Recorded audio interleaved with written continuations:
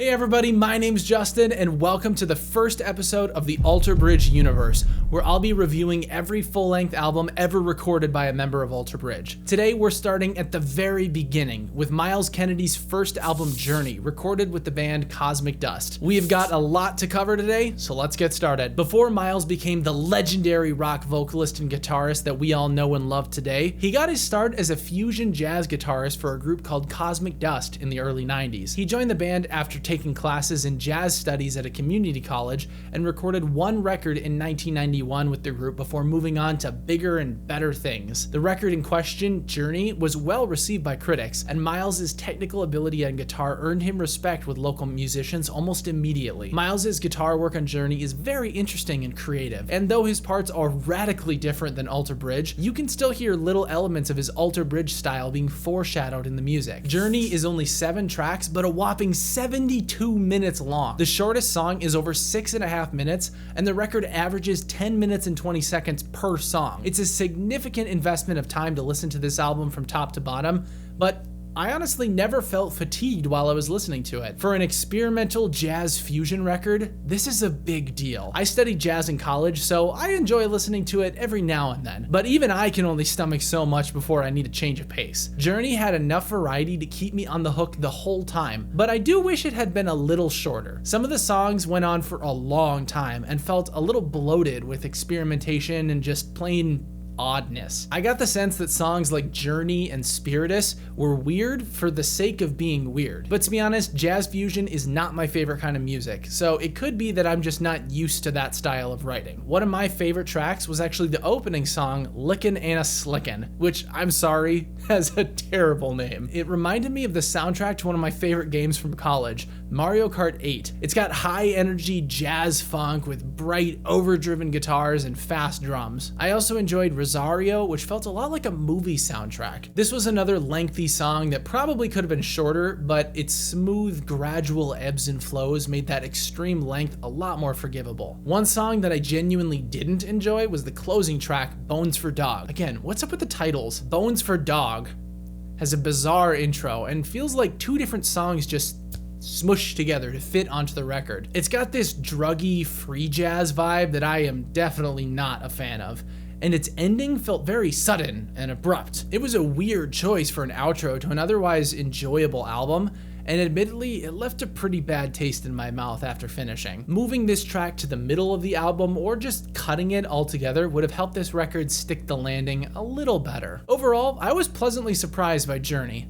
I expected it to be this garbled mess of experimental 90s jazz, but it actually had a lot of good moments. I won't be listening to it all the time since it's outside my preferred type of music, but I may go back to some of the tracks when I'm in the mood for some energetic jazz funk. It was pretty cool to explore the origins of Myles' guitar playing and hear fragments of his modern day style starting to develop, but I will say that this record is not for everyone. If you like experimental jazz fusion, definitely check it out. But if you're not accustomed to the eccentricities of the genre, be prepared to hear some strange notes and sounds that may be off-putting at first glance. To wrap up, I'm gonna give Journey by Cosmic Dust a 6.4 out of 10.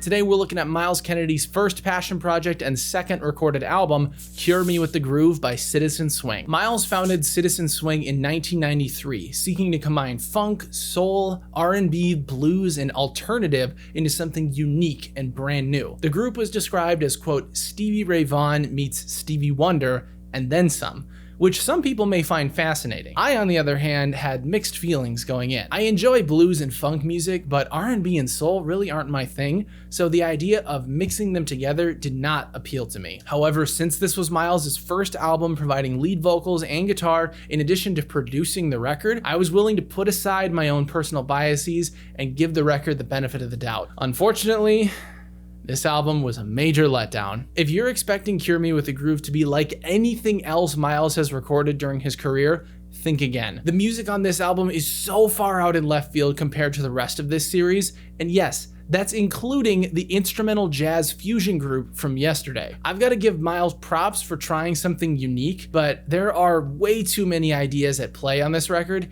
and they get in the way of one another. The album doesn't know if it wants to be blues rock, R&B based pop, jazz funk or something completely different. It starts off with a couple of funky blues songs that I actually did enjoy, but the songs that follow are just a grab bag of assorted styles that never made much sense to me. I get wanting to explore and try new things, but having one genre tie the album together would have made it a lot more cohesive and enjoyable. One major reason why I struggled to enjoy the album was actually Myles' vocals. I've known him as a powerhouse rock vocalist for about a decade, so I just can't take him seriously as a poppy R&B singer. More often than not, I found myself in disbelief that I was actually listening to Myles Kennedy, the same person who recorded the albums Blackbird, World on Fire, and the Ides of March. His voice on this record lacks the power, tone, and precision that I've grown to love over the years. I know that he was much younger and performing in a different genre, so it's not entirely fair to compare his vocals with Citizen Swing to his work with Alter Bridge or Slash, but it's still tough to appreciate his early material when I've been conditioned to expect something completely different. Myles' vocals actually reminded me a lot of a ska reggae band I like called Ballyhoo,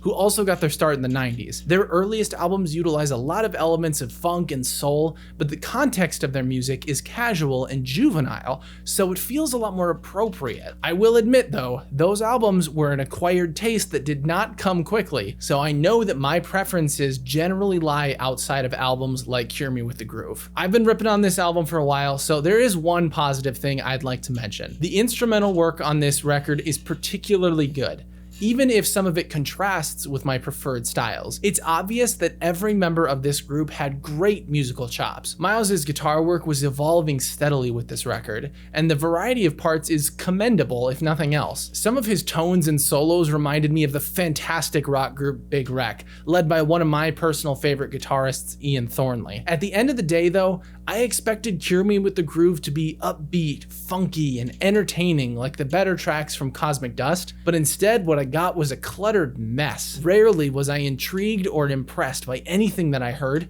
and more often than not, I found myself checking the clock to see how much time was left before moving on. I highly doubt I'll be revisiting this record anytime soon, as there are many other artists with focused genres that can scratch my itch for funk or blues. For a final score, I'm giving Cure Me With The Groove by Citizen Swing 5.2 out of 10.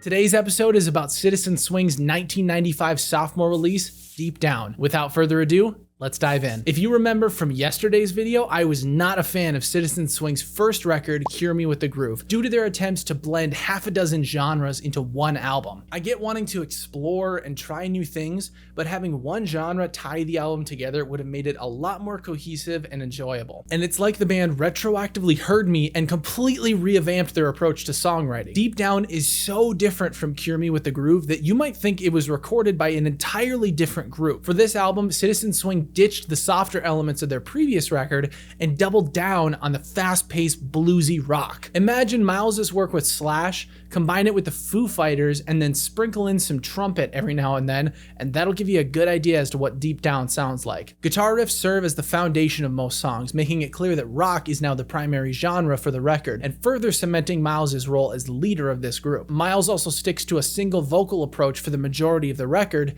tying each song together infinitely more than the previous release. This version of Myles is way closer to the version that we know today, so the mystery of how he transitioned from an R&B singer to a rock power vocalist is suddenly a lot clearer. However, he still isn't quite at Alter Bridge level yet. He manipulates his lower range a lot in an effort to add extra tone and power, and while it doesn't sound bad, it does sound forced and unnatural. Also, he sticks in his lower range for most of the songs, only jumping up to high notes at key moments. His high range just wasn't as developed at this point, and some of the biggest belts sound a little pained. Listen to the last track, Can't Complain, if you want to hear what I'm talking about. Myles actually discussed his journey towards developing a healthy high range in an interview with Rick Beato, which I strongly recommend you check out if you haven't yet. It's a fantastic video. Myles' vocals weren't the only changes made on this album. The drummer, whose whose last name is like impossible to pronounce, so I'm not even gonna try, sounds radically different on this record, but sometimes in a bad way. His drumming is looser and dirtier to match the genre, but sometimes I think he lays too far back, causing some fills to feel sluggish and draggy. It's a little thing that many people probably won't notice or even care about, but since I'm a drummer, it's really tough for me to ignore discrepancies with tempo, and ultimately it just hampers the experience. You can hear this especially on the song Feelers when he plays consecutive notes on the snare drum leading into another phrase. Another critique I have is on the mixing of Deep Down. It's not as polished as the previous record, though I can forgive that due to the context of the album. However, I found the lower end to be severely lacking and practically on the verge of non-existent. At first, I wondered if it was just because of my headphones, but after I tried a few sets, I determined that this record is just missing a strong low-end presence. Cranking the bass up by a couple decibels or maybe changing its tone would have balanced the mix and filled out this album's sound from the bottom up. But I will say, mixing is always subjective, so if you have a different opinion regarding the production of this record, let me know down in the comments. Even though Deep Down is the same length and number of tracks as Cure Me With the Groove, it is a wildly different listening experience. I enjoyed myself so much more, and I can actually envision myself seeking out songs like Fly, Pacify, Forgive, and Now Till Then going forwards. The record, while remaining faithful to alternative blues rock, experiments with some funky ideas, especially towards the end of the record. The closing song actually reminded me of Big Wreck yet again, and now I'm really hoping for a collaboration between Myles Kennedy and Ian Thornley if there hasn't been one already. There were a few dips in energy and quality, but that's forgivable considering the album was an extreme departure from the group's initial approach. Maybe in another universe, Citizen Swing stayed together and perfected that alt-rock style, but unfortunately, we'll just never know. For a final score, I'm gonna give Deep Down by Citizen Swing a 7 out of 10.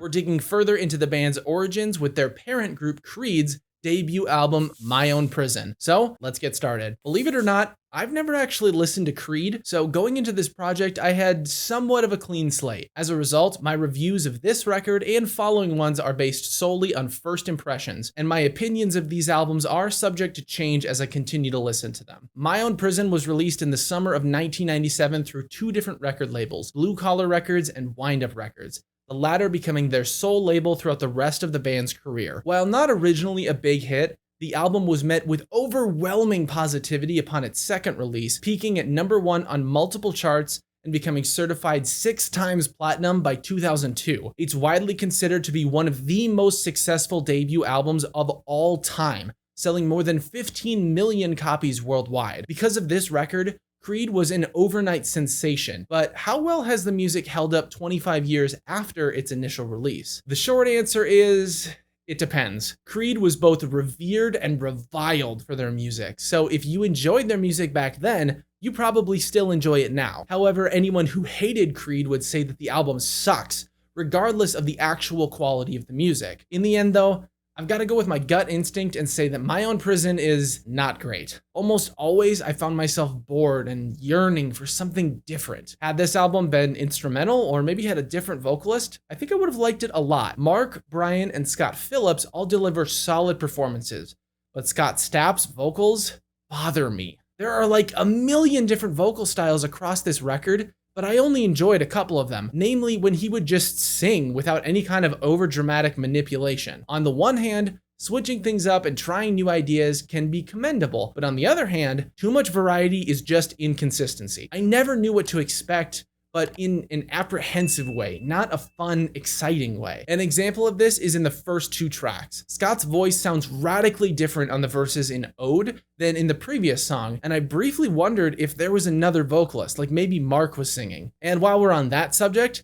the vocals in the chorus of What's This Life For are god awful. It genuinely sounds like someone's wailing the lyrics from another room. I know that that's kind of the point because they're upset and questioning life and screaming out at God, but it's so hard to listen to. This is probably the only song from this record that I will actively avoid going forward since the vocals were just that obnoxious and grating. On the flip side, something lacking from this record is a diversity in tempos. 7 of the songs fall within a range of 20 BPM, and the remaining 3 songs are all within 5 BPM of one another. A degree of repetition is to be expected from any album, but this amount is laughable. Almost every song felt exactly the same because the pulse was the same, and I had a really hard time telling songs apart even after listening to them a half a dozen times. Only a couple of tracks like Ode, In America, and One stood out, but mainly because of Scott Phillips' drumming. If nothing else, this record has some good drums. The final reason I didn't enjoy My Own Prison is because of the lyrics. I won't get into it too much, but I will say that my political views and religious beliefs differ from Scott Stapp's, so there are some stances on this record that I disagree with. From a writing standpoint, his lyrics are intricate and well written, but the topics just don't jive with me, and that puts a damper on the rest of the experience. It's tough to convince myself to keep listening to a song when it conflicts with my beliefs, regardless of the quality of the music. In this instance though, the music just wasn't entertaining enough to make it worthwhile. Whether you love it or hate it, My Own Prison was an important milestone in 90s rock, but I think there are many better albums to check out if you want to revisit the turn of the millennium. For a final score, I'm giving My Own Prison by Creed 5.8 out of 10.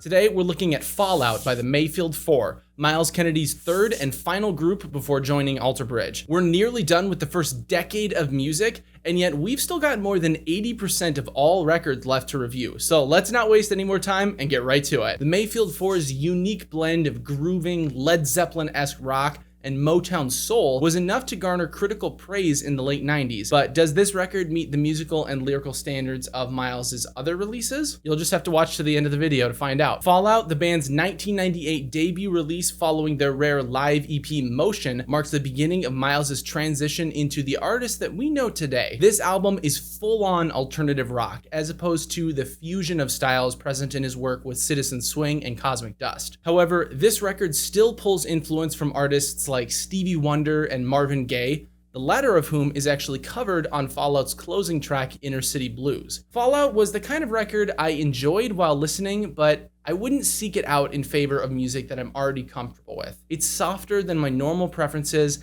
and lacks the level of energy and aggression that I usually seek out, but I respect the record's musicality and composition, and admittedly, it was a nice change of pace from the types of music that I normally listen to. The guitar work from Myles and fellow Citizen Swing guitarist Craig Johnson is complex and varied, and many of the parts actually reminded me of Myles' future work with Slash. This record is considerably more experimental than most alt-rock albums from the 90s. Multiple songs make considerable use of silence, space, and minimalistic instrumentation, all of which are rare in rock music. Unfortunately though, heavy experimentation can also be a double-edged sword. Some elements are odd and don't exactly work. One example of this is actually the title track, Fallout. Myles' vocals are heavy and lacking the melodic foundation of other tracks, and the instrumentals are just quirky and kind of weird. The record's final song, Inner City Blues, is another example of a track that feels a little out of place, but this instance is a lot more forgivable given the fact that it's a cover of a song written 3 decades prior. Though my biggest critique of Fallout comes down to its themes and lyrics. Not a single song resonated with me on an emotional level, and I felt like the titles didn't match up with the vibes of each song. They seemed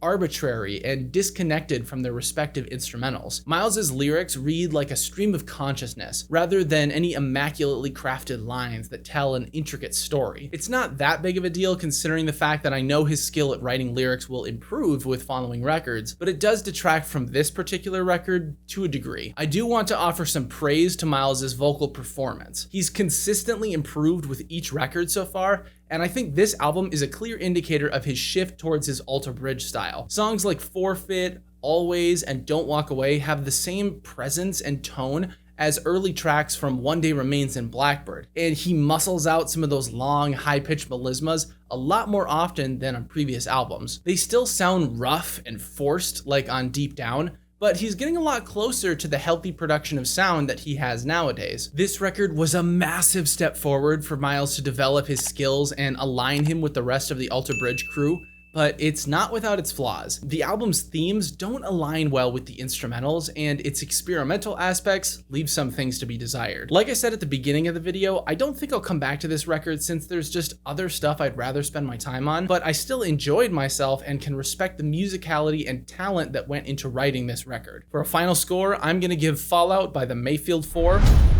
a 7.4 out of 10.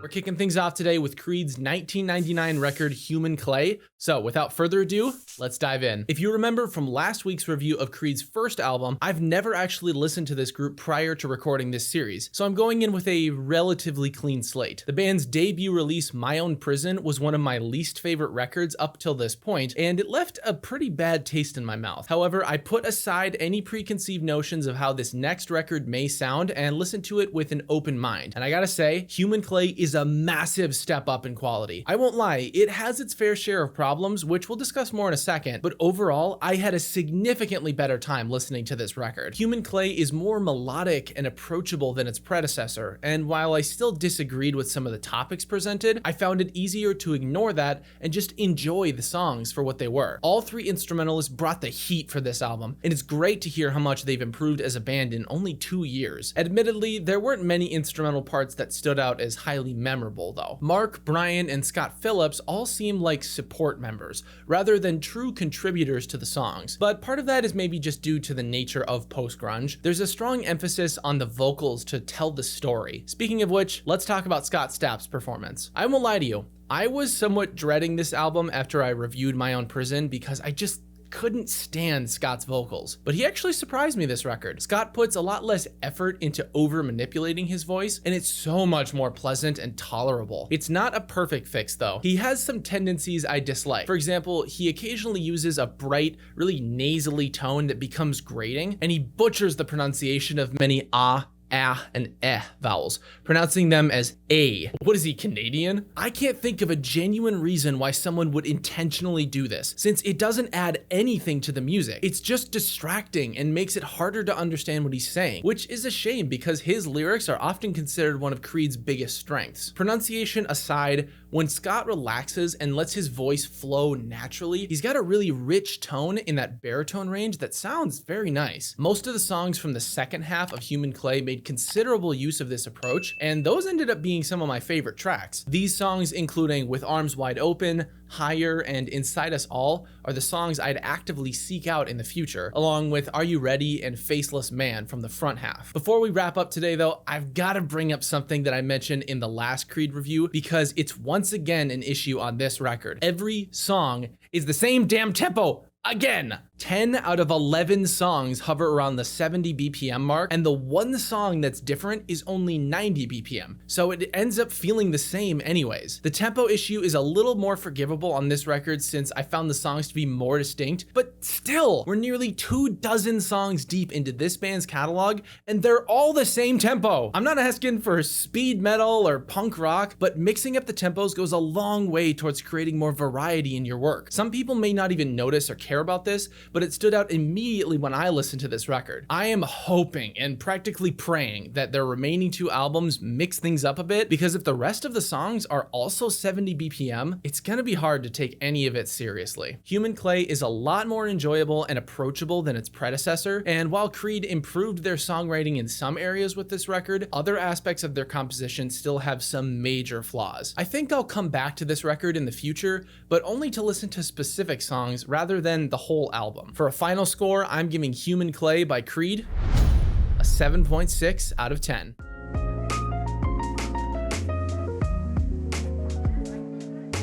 Today, I'll be reviewing the album Second Skin by the Mayfield 4, so let's get to it. Second Skin is the Mayfield 4's second and final album, and it claims the achievement of being the first 2000s record in this series. Leading up to the album, the band fired guitarist Craig Johnson, but ironically kept their name despite only having 3 members, leaving Myles as the sole guitarist. Just like in his previous group Citizen Swing, the Mayfield 4 started out with an experimental fusion of genres in their first record, and then narrowed down to hard rock as the primary genre of their second. Second Skin is high-octane, intense hard rock, sometimes even bordering on punk. As much as I enjoyed their previous album, It didn't align with my preferences, so I couldn't see myself seeking it out, but that is not the case with this record. Second Skin is right up my alley and a testament to this group's ability to innovate while remaining musical and entertaining. It's focused and consistent, and at no point I was taken aback or significantly confused by anything I heard. There were a couple of minor moments that I found odd, like Myles deciding to heavily manipulate his tone and pronunciation on select words during Believe, and while I didn't love that decision, it wasn't a big enough deal to distract from the overall performance. If anything, that particular moment is probably my least favorite on this record, but it's made up for by the bonkers guitar solo at the end of the song. It's been a while since I've heard Myles properly shred on his early albums, so this was a great surprise and a smart way to transition into the album's closing track, Summer Girl, another song that's worth discussing. Many bands will place a big power ballad at the end of their album to serve as a dramatic, emotional conclusion, but it's rare that the song actually accomplishes this. More often than not, the song feels out of place compared to the rest of the album, or it doesn't hit the right beats to trigger a genuine emotional connection. Summer Girl, though, did not have either of these problems. The cacophony of sound at the end of Believe is enough to make your ears ring, so you're not expecting Myles' tender vocals,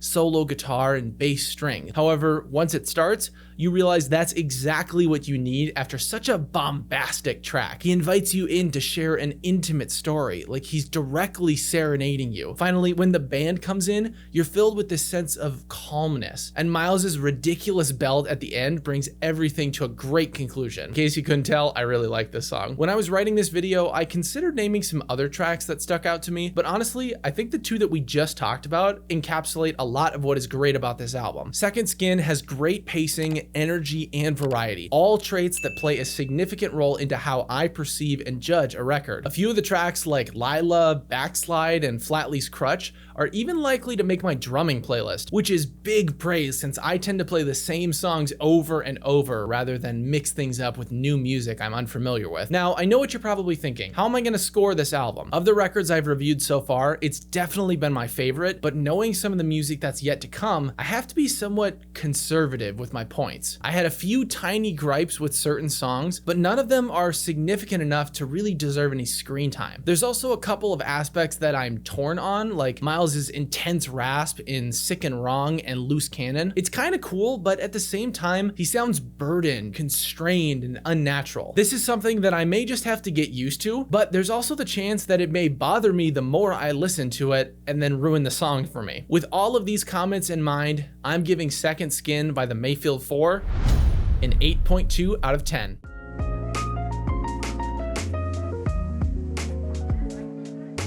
Today's record marks the end of the first era of the Alter Bridge universe, since it's the final record released before the founding of Alter Bridge. That album is of course Weathered, Creed's third release before breaking up, and the band's only album not featuring Brian Marshall on bass guitar. Admittedly, my opinion of Creed started out pretty low, but then improved immensely with their second album, so let's find out if this record can keep up the pace. Weathered was released in 2001, shortly after the 9/11 attacks in the USA. Scott Stapp illustrated the album as a fusion of two records, one half featuring some of the band's heaviest tracks, and the other half featuring mellow, introspective ballads. In some ways, the album is an extreme departure from Creed's typical approach, but at the same time, many of its ideas are recycled and a little too familiar. Scott's description of this album having two parts couldn't be more accurate, but my perception is that this is a major flaw, rather than something commendable. The first half differs drastically from the second, both musically and thematically. Tracks 1, 2, and 4, Bullets, Freedom Fighter, and Signs, are preachy nu metal songs, whereas the back half parade of My Sacrifice, Stand Here With Me, Hide, Don't Stop Dancing, and Lullaby are all mellow ballads lacking substantial variety. 3 of the songs on Weathered are in 6/8, which mixes things up a bit, but those songs are the opening and closing tracks, so rather than offering diversity throughout the album, they just act as bookends. And to top it all off, the remaining 8 tracks are all the same tempo again. At least this time there's a range of 20 BPM between the faster and slower songs, but still, the average tempo of these tracks is once again around 75 BPM, just like on My Own Prison and Human Clay. How do you write 3 albums worth of songs and not notice that they all have the same pulse? It's freaking baffling. I know that I'm fixating on something many people would consider otherwise inconsequential, but I think it speaks volumes to my overall point. For the most part, this record is just a cut and paste of Creed's previous albums, rather than venturing outside their comfort zone. Though the album's rare moments of experimentation are respectable and creative in theory, in execution, they're odd and lacking context. The instrumentals are fine, but nothing jumped out at me as unique or groundbreaking. Scott Stapp's bastardized pronunciation is a constant annoyance, and his insistence to over-exaggerate his vocals causes a lot of rhythmic and pitch discrepancies. Thankfully, his lyrics are once again well crafted, but the delivery of said lyrics is underwhelming and repetitive, and an album can't be carried on words alone. By the end of the record, the songs were starting to blend together, and I was getting bored. So many low energy songs played back to back made it feel like the album was just dying. As the last notes of Lullaby rang out, I wondered if that was actually the end of the record, because it just seemed to decay into silence rather than feel like a conclusion. I genuinely wondered if there was just a song missing that I didn't have added to the playlist. Albums don't always need to have a big, epic conclusion, but they need some kind of build, climax, and then release. Like any good story. Instead, Weathered starts with moderately high energy and then gradually fades into oblivion for over half an hour. It was a soul-sucking experience, like when you play Settlers of Catan and you know that you've lost even before you put down your first piece. Human Clay was a massive improvement, but Weathered was a massive step back. Only 1 or 2 songs were distinct enough to warrant future listens, but even then, I just can't see myself obsessing or really wanting to listen to any of these tracks, other than for the sake of just revisiting Alter Bridge's roots. For a final score, I'm giving Weathered by Creed a 6.6 out of 10.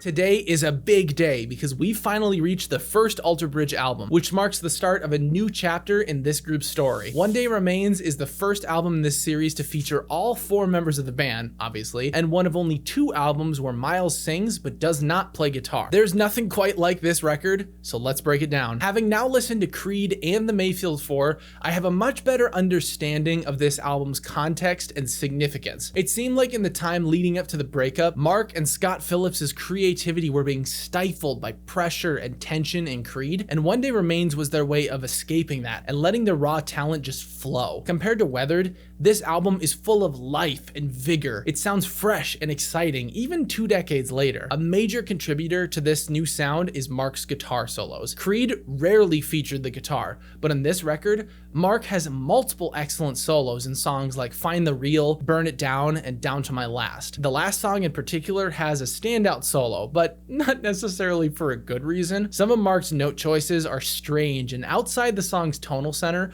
to the point where they sound noticeably out of place. I've learned to enjoy the solo for what it is, but I have to admit, it was an acquired taste. He went for some experimental ideas in this one, and not all of them worked, but the overall solo is still one of my favorites. It's like the gremlin character in a movie or TV show that everybody just loves, even though they're weird and kind of morally gray and they get into a lot of trouble. Alter Bridge's guitar solos increase in both quantity and quality with future records, so we'll dig more into this topic in upcoming episodes. Another factor in Alter Bridge's new sound is the vocals. If anyone were to claim that this band is just Creed 2.0, I'd point them to the man, the myth, the legend, Myles Kennedy. Myles already proved himself a cut above the rest in his work with the Mayfield 4, but Alter Bridge is where he finally spread his wings and learned to fly. Take a look at Open Your Eyes, In Loving Memory, or Shed My Skin, 3 of the most emotional songs from this record. Myles delivers an incredible performance with equally awesome lyrics. His voice is still a little weighted, like he's really pushing hard to produce the sound, but his tone and pitch have improved since Second Skin. Some of his best moments are actually actually accompanied by this weight, like the crazy macho belt at the end of Find the Real, or his high-pitched wails during the bridge of the revered track Metalingus. Occasionally, he chooses some odd notes that don't sound the best, like in the second verse of Burn It Down, but those moments are never bad enough to actually be considered bad. Every song in this record is a unique demonstration of his awesome technical ability, and no other record so far has matched his performance on One Day Remains. Myles is not the only musician who's improved with this record though. All three instrumentalists are at the best for their time, and the parts are loose and expressive compared to the last couple of records. This can be heard in one of Alter Bridge's biggest fan favorites, In Loving Memory. The song is a bittersweet dedication to Mark's mother, who passed 2 years before the album was released, and you can hear the somberness in the instrumentals. This song just wouldn't work if it was stiff and overdramatic, but the band is unrestricted and they just let the music flow naturally. It's a popular song for a reason. Many people can relate to the pain of losing a loved one, but Alter Bridge delivers a beautiful memorial that does the very heavy subject matter justice. Despite being old enough to vote in the United States, One Day Remains has aged like a fine wine. There are a handful of spots that show the band's youth and lack of precision, but that's to be expected from a new group trying to find their footing. Of all the debut albums I've reviewed so far, this one has been my favorite, and even though it has a few songs that I don't seek out on a daily basis, none of its 11 tracks fail to impress me in some way. For a final score, I'm giving One Day Remains by Alter Bridge an 8.7 out of 10.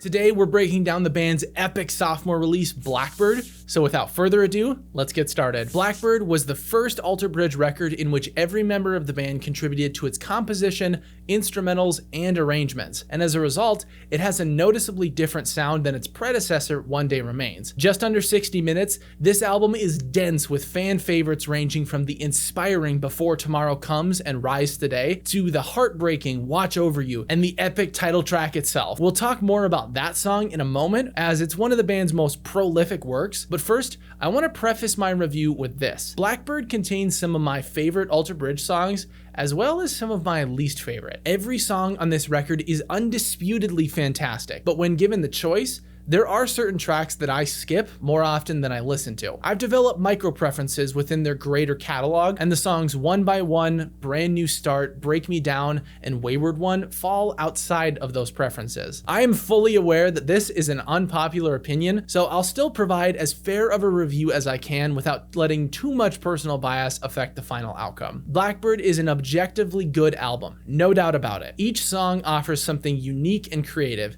and each member of the band delivers a stellar performance. With Myles contributing guitar work and Mark experimenting more with alternate tunings, this record delivers some of Alter Bridge's coolest and heaviest guitar riffs, like Come to Life, White Knuckles, and Buried Alive, one of my personal favorites. Alter Bridge always toes the line between hard rock and metal, and where One Day Remains leads more towards the former, many of the songs on Blackbird make a strong case for the latter. However, the band also knows how to slow things down and deliver an emotional power ballad in the form of the incredible track Watch Over You. This song was a labor of love for the band. It was challenging for them to write because they knew that it had the potential to be something big. Myles himself describes it best in a documentary about the making of Blackbird. The way I look at it is, if you're going to record it and then you're going to sing it, God knows how many times on tour, you better believe in what you're saying or people are going to know. We all work real hard to make sure everything's right.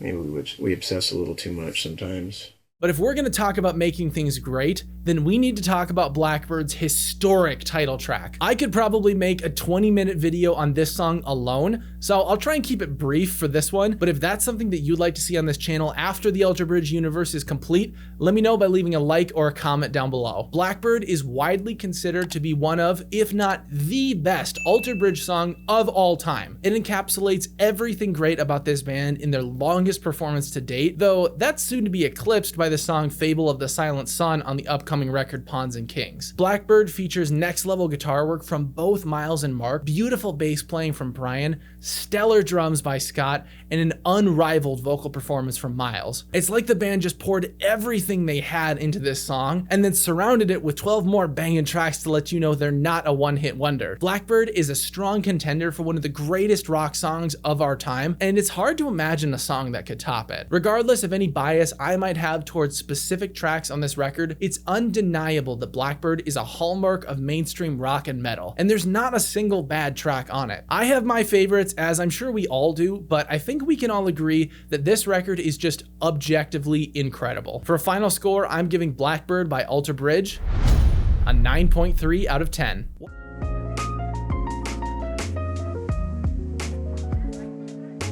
Hey everyone, my name's Justin, and today we're checking out Creed's fourth and final record, Full Circle, as part of a series where I'm reviewing every full-length album recorded by members of Alter Bridge. Without further ado, let's dive in. After an 8-year hiatus, Creed reconvened in 2009 to record their fourth record. Brian Marshall rejoined the band for this album, to no surprise considering his involvement with Alter Bridge, and all members of the group felt like they were back for the long haul. However, the lack of any new records since then is strong evidence that Creed may officially be done. But enough about the future.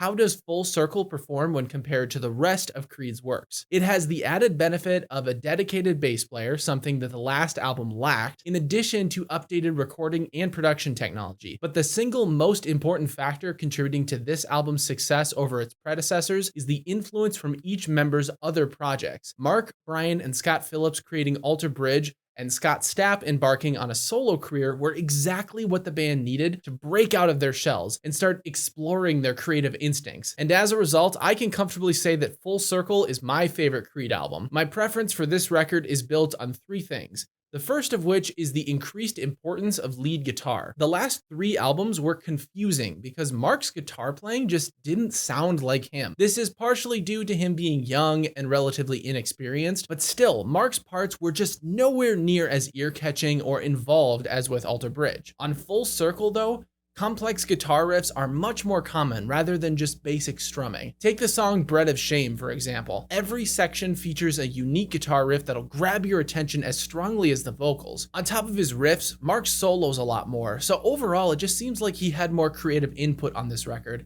and it paid off. The second reason I like this album was because of the vocals. As a baseline, Scott's pitch and rhythm have significantly improved, and Mark's backing vocals on 1,000 Faces and Away in Silence are a good touch. I'm still not a huge fan of Scott's decision to occasionally inject his voice with pure testosterone and just butcher certain pronunciations, but neither are a significant distraction on this record. On certain songs like Suddenly and Rain, I actually found his voice quite enjoyable, and I could listen to this style without any complaints. This record is by far Scott's best performance with Creed, and it shows both his maturity and growth. Something odd I do want to mention is the fact that I was repeatedly reminded of other vocalists during certain songs. Overcome and Full Circle sounded like the lead singer of the European electro rock band Smash Into Pieces, and Fear's chorus was like a spitting image of Michael Poulsen from Volbeat. I strongly doubt Scott pulled influence from Smash Into Pieces, as I don't even think they were around at this time, but it's not impossible that he was influenced by Volbeat. More likely though, these groups were inspired by Scott's work with Creed, and since I heard their music first, I just associate Scott's choices with them rather than with Creed. Finally, the third factor behind this album's success is its variety. I criticized My Own Prison, Human Clay, and Weathered because so many songs sounded identical because of their tempos, but Full Circle has finally rectified this problem. There was enough diversity across its 12 tracks to make each song feel distinct and necessary. The record does start to fizzle out a little bit near the end, which is an issue, but honestly, I'm just glad I don't have to rant about tempo for a 4th video. That horse has definitely been beaten to death already. Full Circle is a culmination of everything good about Creed. I had a good time listening to it, and if this is the creative direction Creed wants to go, I would not be opposed to another reunion, so long as it doesn't detract from the band's wealth of other projects. I'd still take Alter Bridge, Tremonti, and Projected over Creed any day, but at least we're rounding out this band's discography on a more positive note. For a final score, I'm giving Full Circle by Creed an 8.0 out of 10.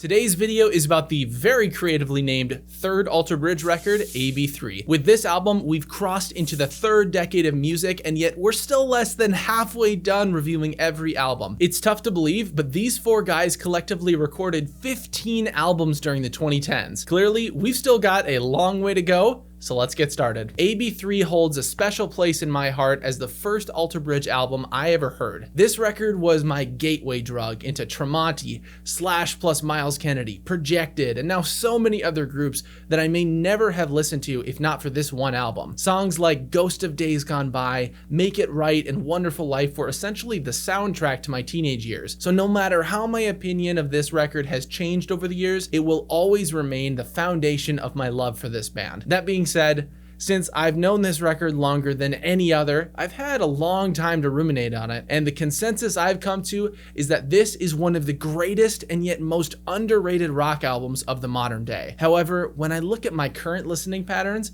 AB3 is actually the album I listen to the least. I know these two ideas may seem contradictory, so let me elaborate. This album is a relentless gauntlet of heavy, brooding tracks, and every second delivers something engaging and entertaining. I have the utmost respect for this record's composition, themes, and production, and I think it's just objectively awesome. However, since I knew this record before any others, I've kind of burnt myself out on it. There are several songs that I rarely listen to anymore, like Still Remains, Fallout, Show Me a Sign, and Coeur d'Alene. This is not because I think they're bad, but simply because I'd just rather listen to other songs that I haven't heard as much. I'm still in the honeymoon phase with so many other tracks, so I want to listen to them instead of more familiar songs from AB3. However, there are a few tracks that still make my regular rotation, including Isolation, All Hope Is Gone, and Words Darker Than Their Wings. Isolation is one of my favorite Alter Bridge singles, and Words Darker Than Their Wings is highly underrated, and a strong contender for one of Alter Bridge's best songs, with Mark's debut on lead vocals and Myles' out of this world high note at the end. It's so weird how this song only has 3 million streams on Spotify, since it deserves a lot more than that. Another hidden gem on this record is the 11th track, Breathe Again. Back in my first video almost a year ago about how Alter Bridge is the greatest rock band ever, this was the song I referenced to demonstrate Myles' impeccable vocal talent. The bridge is just incredible, and I honestly have no new words to describe my admiration for his skill. He's a once-in-a-generation type of vocalist, like Freddie Mercury or Luciano Pavarotti, and it's been a lifelong dream of mine to study and sing with him. Myles, if by some miracle you're watching this, whatever we need to do to make this happen, I am down. I will fly to Florida weekly for voice lessons if I have to. My own weird listening habits of AB3 aside, there's not a bad spot on this album. Frankly, it's about as close to perfect as an Alter Bridge record could get, and the only comment that I have is that it's just a tad fatiguing to get through the whole thing. Elvis Basquet's trademark wall of sound isn't overbearing, but just the sheer number of intense, dark songs on this record make it feel a little dense and long. It's such a minor issue, I know, and if not for this critique, I'd probably give the record a perfect score, despite not listening to it very often. But for a final score, I'm giving AB3 by Alter Bridge a 9.8 out of 10.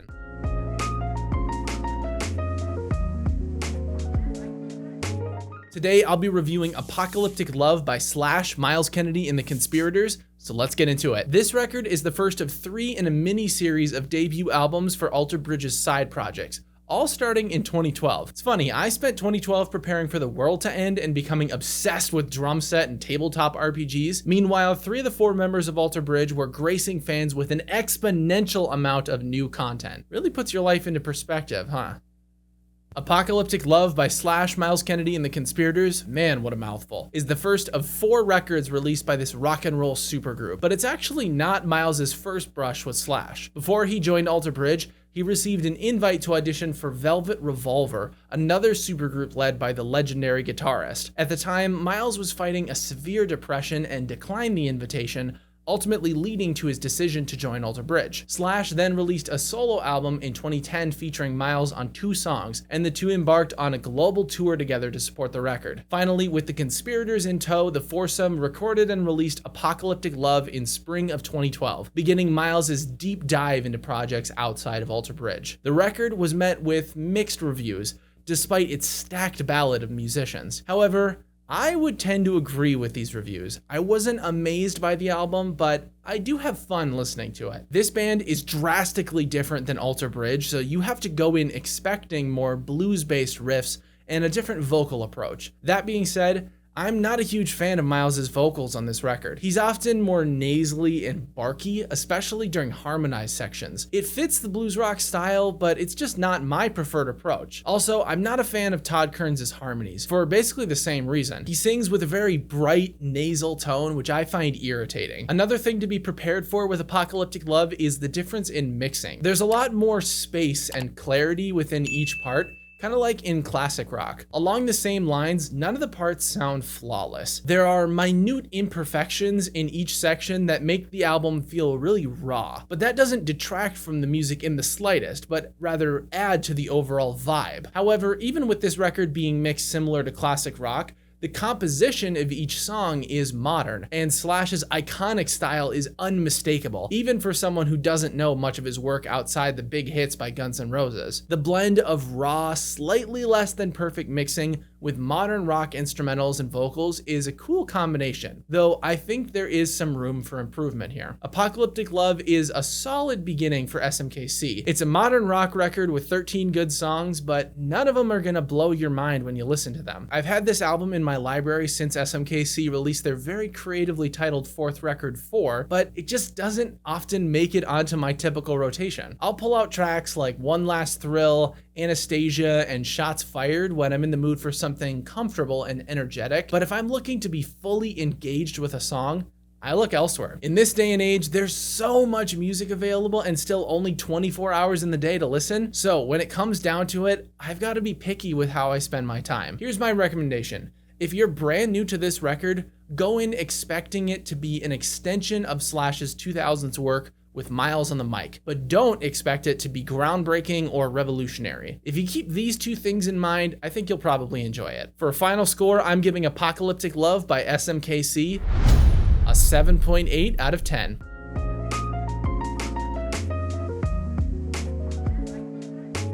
We're looking at the incredible debut record, All I Was by Tremonti. So let's get started. Let's be straight. If you've watched my channel for any amount of time, you know that Tremonti is one of my all-time favorite bands. And at this point, it's a toss-up as to whether I like them more or less than Alter Bridge. I'll likely be torn between these two groups for all eternity, but I know one thing for sure. All I Was is undeniably incredible, and it makes a strong case for being one of the best, most cohesive modern rock albums of all time. There is not a single bland moment during its 49.5-minute runtime, and it's gripping and epic the whole way through. Mark Tremonti chose to record the album separate from his main groups because there are, quote, some songs that I'd hate to think wouldn't see the light of day because they don't work for Alter Bridge or Creed. I'm sure that this was a tough decision, but man, was it the right one. Most of the tracks on All I Was would just sound wrong if they had Myles or Scott Stapp singing or Scott Phillips drumming. Supported by Eric Friedman and Garrett Whitlock of Submersed,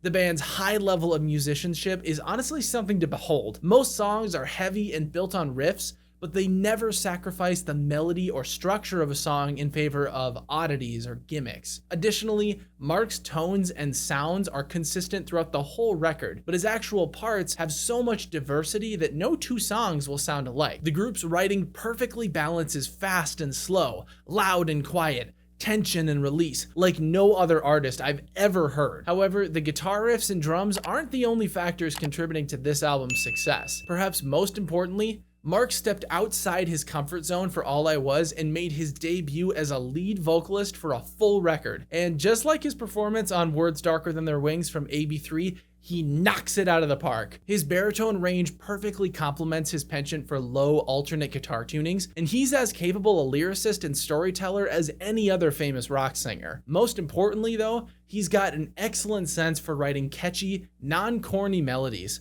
something not often seen in metal music. You can sing along to his tracks as easily as you can headbang to them, though be prepared for your throat to go raw if you try and match his growls and rasp. Songs like Leave It Alone, So You're Afraid, and the title track All I Was demonstrate his insane shredding talent, while his vocal chops are put on display in The Things I've Seen, New Way Out, and Decay. I also want to give a shout out to Eric Friedman, since he never gets as much credit as he deserves. The man's got a wealth of talent, guitar skills, bass prowess, and a killer voice. His high note at the end of Proof is one of my favorite moments from the entire record. He and Mark complement each other so well, and I'd love to see him take his own crack at being a lead vocalist. Who knows? Maybe someday he'll feature as a co-lead singer on a Tremonti or a Projected song. Finally, one more highlight goes to the man behind the scenes, Elvis Basquet. In my opinion, this record is one of his best works. Every part is distinct and audible, meaning you can appreciate the depth and intricacies of each song. It's powerful and full, but not overbearing.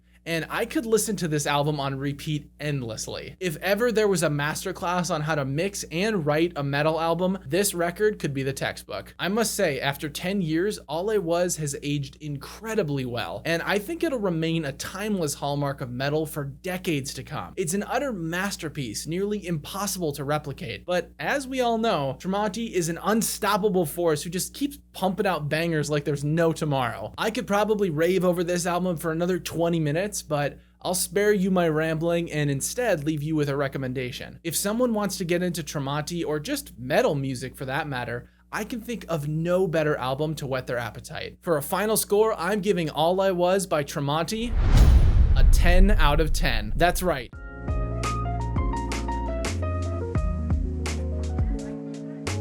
Today, we're rounding out 2012's trio of debut albums with a recent favorite of mine, Human by Projected. So, let's get started. For those who may not know, Projected is a 4-piece supergroup featuring John Connolly and Vinnie Hornsby of Sevendust, Eric Friedman of Tremonti, and Scott Phillips of Alter Bridge. Put simply, I liked Human. Not a whole lot at first, but the album actually grew on me the more I listened to it. In a way, the title fits the record perfectly. Like the rest of us, Human is not perfect and it has its fair share of flaws, but once you get to know it, it's pretty damn good. Also, I had a lot of preconceived notions about this record, but I was thrown for a loop by all of them. First off, I expected Scott's drumming to be clean and measured like in the latest Alter Bridge albums, but he's a lot more aggressive and looser than I was prepared for. Not so much that he sounds like an entirely different drummer, but it definitely caught me off guard. Secondly, I was completely wrong in my assumptions for John Connolly's vocals. You see, I assumed that he was the lead singer of Sevendust, and I really don't like their vocals. So you can imagine my surprise and confusion when I heard him sing, and it sounded completely different than Sevendust. I really enjoyed the vocals on this record,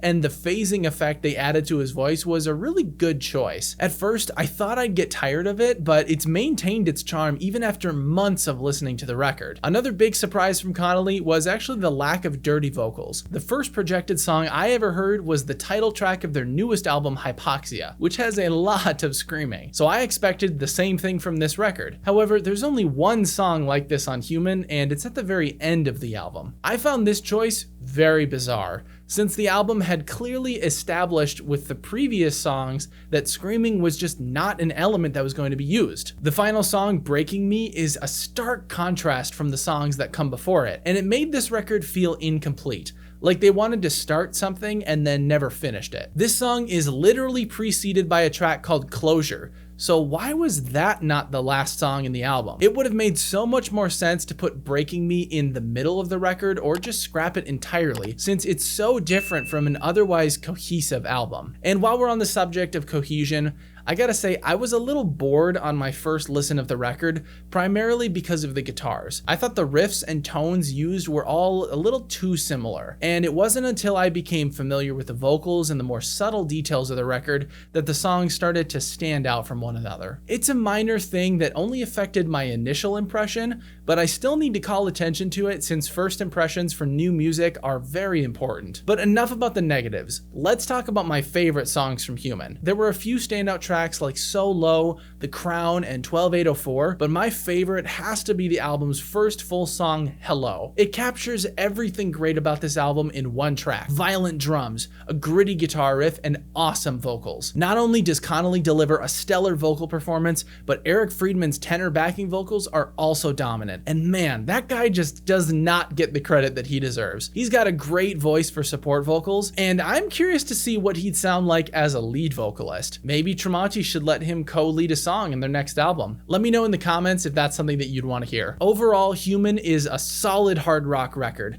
and a powerful debut album for a talented supergroup, though it's not without its problems. It soars for most of its runtime, but can't quite stick the landing. And though the guitar work is good, it may start to blend together if you're unfamiliar with the songs. For these reasons, I'm giving Human by Projected an 8.5 out of 10.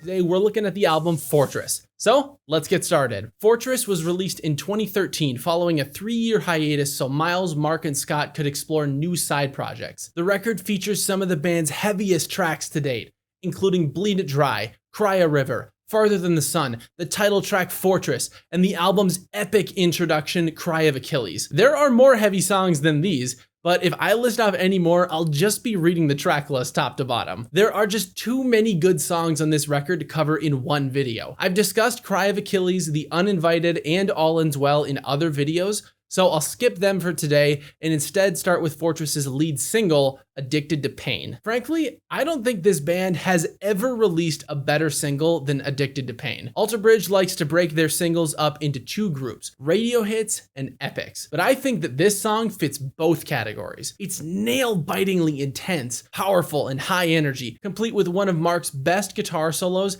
an epic full band breakdown, and one of Myles' nastiest vocal sections. This song is a thorough representation of everything great about Alter Bridge in 4 minutes and 15 seconds, and from the moment I heard it, it's been one of my favorite tracks. If you're ever looking for a good song with which to introduce someone to Alter Bridge, you just can't miss with Addicted to Pain. Taking a step back now to look at the big picture, one of the best parts on this record is the vocals. Lover showcases Myles' incredible range, from the tenderness of his chest voice to the power of his belt, while the intro to Calm the Fire demonstrates his laser-precise falsetto. But Myles is not the only standout vocalist on this record. Mark adds great supporting vocals on songs like The Uninvited and Pieces Broken, but also once again knocks it out of the park providing lead vocals on Waters Rising, one of this album's fan favorites. Waters Rising plays to both vocalist strengths, and I love the interplay between their voices, in addition to Mark doubling his own parts with harmonies. Mark's shredding solo at the end is a fantastic climax to the song, and the unstoppable pairing of Brian Marshall and Scott Phillips never fails to amaze. It's not as long as some of the other Alter Bridge epics, but I still think it's one of their best ones. But if we're gonna talk about epics,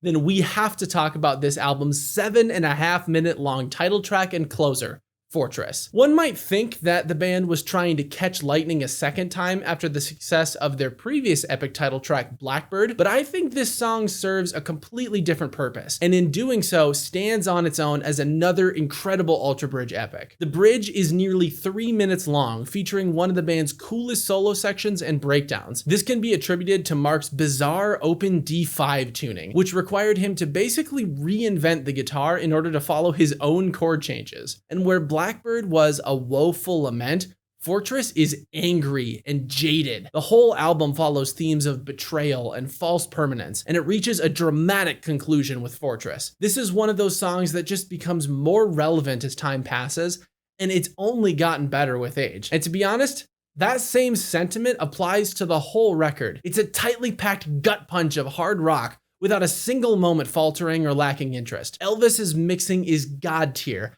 and the record's biggest moments feel like an auditory explosion, but in the best way. For a long time, this has been my favorite Alter Bridge album due to its consistency, aggression, and power, and it's hard to imagine that anything could top it. Though if Pawns and Kings continues on the path of its most recent singles, I may have some reconsidering to do. That's still a ways off, and we've got plenty more albums left to review before then, so for a final score, I'm giving Fortress by Alter Bridge a 9.8 out of 10.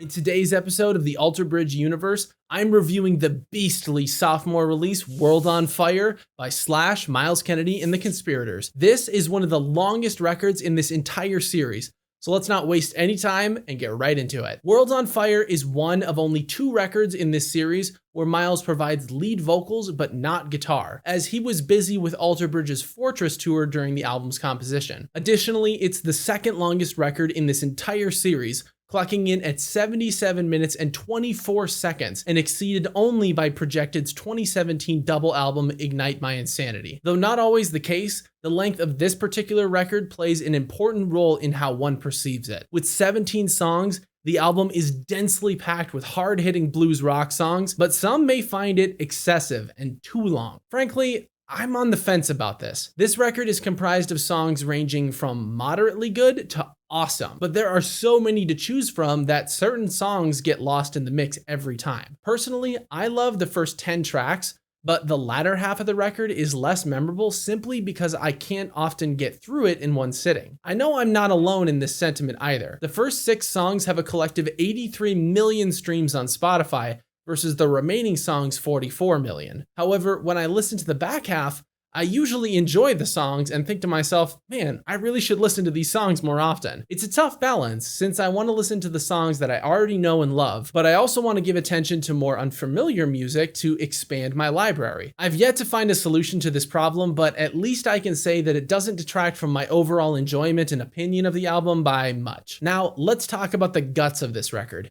The compositions and arrangements. In my review of SMKC's first album, Apocalyptic Love, I commented on my dislike of Myles' nasalized vocal approach, despite its cohesion with the album's style. But on World on Fire, he strikes a much more pleasant balance between bright, piercing sounds and warm, smooth ones. He brings in some of the epic power from Fortress and combines it with the energetic barkiness of Apocalyptic Love. Songs like Shadow Life, Too Far Gone, Bent to Fly, and the 7-minute-long epic Battleground are some of my favorite vocal performances by Myles from this entire era. On the contrary, songs like Automatic Overdrive and Dirty Girl contain some of my least favorite lyrics from Myles. I get that sex is a key element of classic rock, but combined with the modern sound of SMKC, it just sounds out of date and corny. I don't love these songs as much, mainly for this reason, but I can look past it to enjoy the music underneath. Speaking of which, I wasn't immediately sold on Slash as a guitarist from listening to Apocalyptic Love, but this album fixed that. I love every one of his solos and guitar riffs on this record,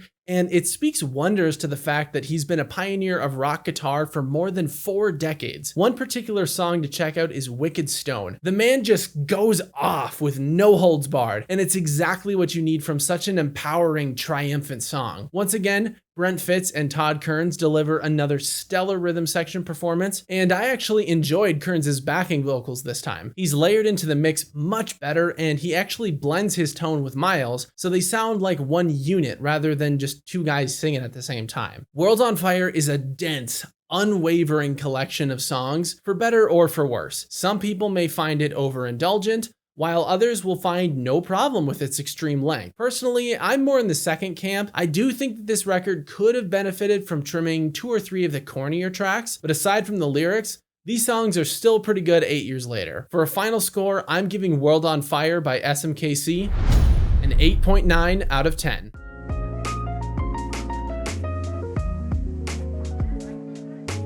Today we're looking at Cauterize by Tremonti, so let's get started. Cauterize is Tremonti's second solo album, and one of only a handful of records in this series clocking in at under 45 minutes long. Though, don't let the relatively short length of this album fool you. What Cauterize lacks in quantity, it more than makes up for in quality. This album is composed of 10 earth-shattering tracks that leave no space for distraction or boredom. Literally from the moment it starts, the record is balls to the wall power. The first track, Radical Change, is inspired by up-tempo thrash, and its successor, Flying Monkeys, is a sludgy metal track that shows off Mark's low tunings and rich baritone voice. Following that is the album's title track, Cauterize, which I have expressed some disinterest in the past, but I still think it's pretty damn good. The opening riff, much like Radical Change, practically knocks you off your feet and shoves sextuplets down your throat. A few years ago, I actually transcribed the entire song for fun, and it gave me a new level of appreciation for Mark's songwriting talent. He's so much more than just a killer guitarist or singer. He's got the ability to tie all of his skills together to build off one another. In every song he writes,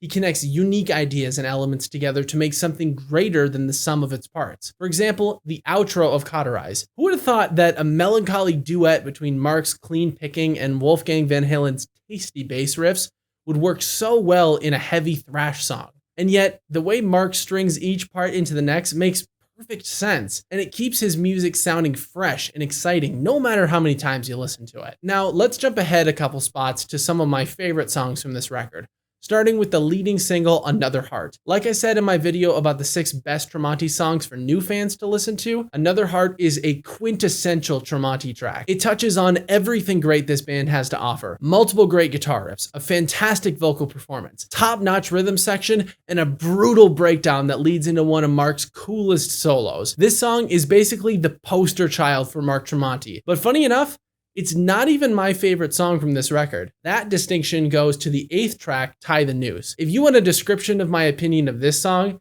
basically take everything I just said about the last song and crank it up to 11. I freaking love this song, and it's one of my all-time favorites. The chorus is so energetic and gritty, and the melody is one of those ones that just hits all the right buttons for me. The guitar solo is great. I do wish it was a little longer though. The song is only 3 minutes and 30 seconds, so I feel there was room for a little bit more development if that's what the band had wanted. Finally, this record's last hurrah keeps up the unrelenting pace with Sympathy and Providence, 2 epic tracks with completely different tones. Interestingly enough, Providence was intended to be the original name for this record, but Mark changed it in the 11th hour due to being the only member of the band in favor of the name. Personally, I think Cauterize is a fine name, but I actually agree with Mark that Providence would have been cooler. However, it makes sense that he changed it due to Providence's potential religious context, and he had to deal with a lot of controversies in Creed when it comes to religion. When you've put up with that drama once before, it's perfectly justifiable to try and avoid it happening again. Regardless, Providence is a great ending to a great record, allowing it to stick the landing and finish strong. Cauterize is yet another top-tier installment in Mark's discography, and though I don't think it's quite as perfect as his debut record, it's still got an unbelievable amount of quality and is always worthy of praise and attention. For a final score, I'm giving Cauterize by Tremonti a 9.3 out of 10.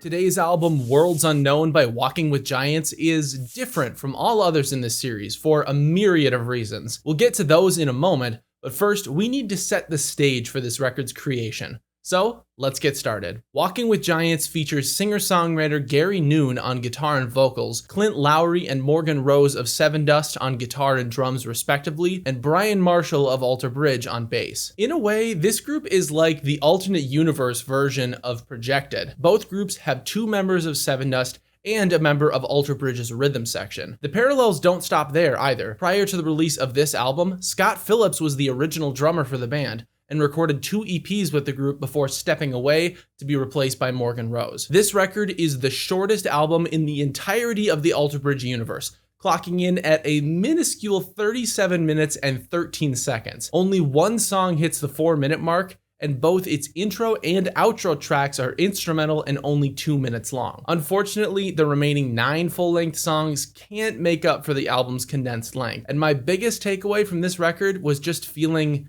incomplete and unsatisfied. There's nothing especially noteworthy about Worlds Unknown, other than its origin story, but that alone can't save a record. Many of the songs have a decent framework for something cool, and the instrumentals are consistently alright. However, no song jumped out as highly entertaining or memorable, and once the album was complete, I felt no desire to revisit any of the songs or listen to a specific section again. Unfortunately, the root of this problem lies in the band's central force, Gary Noon. His voice has a pleasant, smooth tone, but his range is quite minimal, and his voice lacks the presence of a hard rock vocalist. Take a listen to the songs Back to Life and Bound to hear what I'm talking about. Of course, not everyone needs to sound like Myles Kennedy, David Draymond, or Kurt Cobain, but given the nature of the music, Gary's vocals just aren't on the same level as the rest of the band. Another thing that detracted from this record was Morgan Rose's drumming. I don't know Sevendust music, so I can't speak to his performance with them, but on Worlds Unknown, his parts are repetitive and lacking depth. This album has up-tempo and down-tempo songs, and he'd revert to 1 or 2 beats for each tempo rather than mix it up for each song. The one exception to this was The Now. That track had a funky part using the toms that immediately stood out compared to the rest of the album, but that was only 1 out of 11 tracks. If I had to pick one song to recommend from Worlds Unknown, I'd say the penultimate song, Solid Ground. Thematically, it made perfect sense as a final full-length track, delivering a well-performed, hopeful message and bringing the album to a close. Almost. The outro instrumental kinda kills the vibe and makes it feel like there's still a lot more to go. And then it just ends. Frankly, I think cutting this track would have been a good call, even though it would have shortened the album even further. Sometimes you just have to cut it out if it doesn't make sense, even if you love it. Before I provide the final score, I just want to say that I respect Gary Noon for finding the courage to truly walk with giants. He got to do something that most of us can only dream of, to perform and create music with his idols.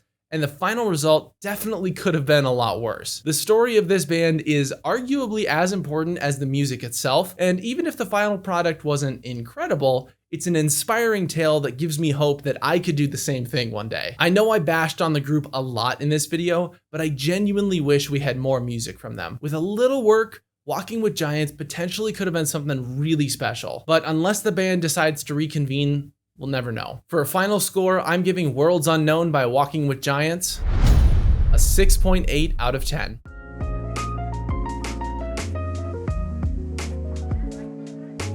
In today's video, we're looking at Tremonti's third record, Dust, released in 2016. So, let's get to it. Remember how I said Tremonti's previous album was short compared to most other albums in this series? Well, that's because it was recorded in tandem with Dust. And rather than release one mega album, the band chose to split the tracks into two sister releases. Quite frankly, this was a smart decision, as there are so many distinct tracks between the two records that I'd hate for any of them to get lost in the mix just due to the overall quantity. And speaking of the mix, Dust is notably different than its predecessor due to the production and mastering of the record. Though Cauterize is already a sonically dense record, Dust takes things to the next level and fills out the mix even more. With this record, we're starting to creep into that territory that some consider to be Elvis Basquet's worst mixing, but I'd argue the opposite. He makes these groups sound so epic and powerful, and each song is packed with layers of harmonies, counter melodies, and rhythmic support. For each group he works on, Basquet is an integral member of the process,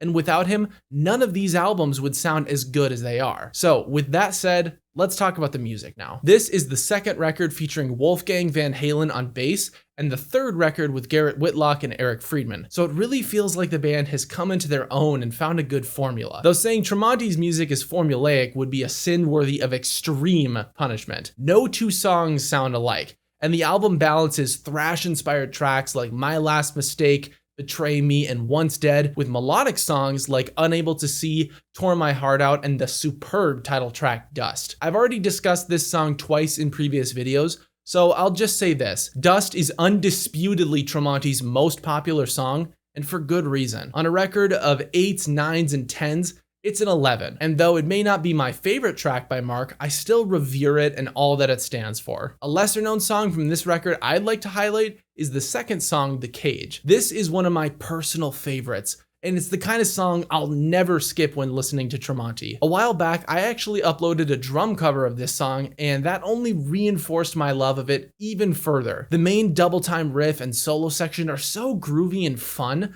contrasted perfectly by the broad chorus and sludgy bridge. I especially love Garrett's double bass in the verses, because it both sounds and feels like the song is running. Hands down one of Tremonti's most underrated tracks, and if you haven't listened to it much, I implore you to change that. A couple more songs worth some attention are Catching Fire and Rising Storm. These two tracks represent Tremonti's exploration into some strong political topics, paired with his unparalleled thrash-inspired hard rock. I won't discuss the nuances of these songs, but let's just say I appreciate his willingness to tackle subjects that may ostracize some listeners. Mark calls attention to a lot of bad shit going on in the world with this record and does a stand-up job doing it, and that is something that I will always respect in an artist. It's clear that Dust was never intended to be a part 2 of Cauterize, given how different the two records ended up. I give the band major props for composing two distinct albums back to back, and both are worth way more attention than they've earned thus far from mainstream media. Though I'm not obsessed with some of the record's most popular songs, I would never go so far as to say they're not good. Dust is yet another excellent addition to the Alter Bridge universe, and I'm just happy we've got so much good music to choose from. For a final score, I'm giving Dust by Tremonti a 9.5 out of 10.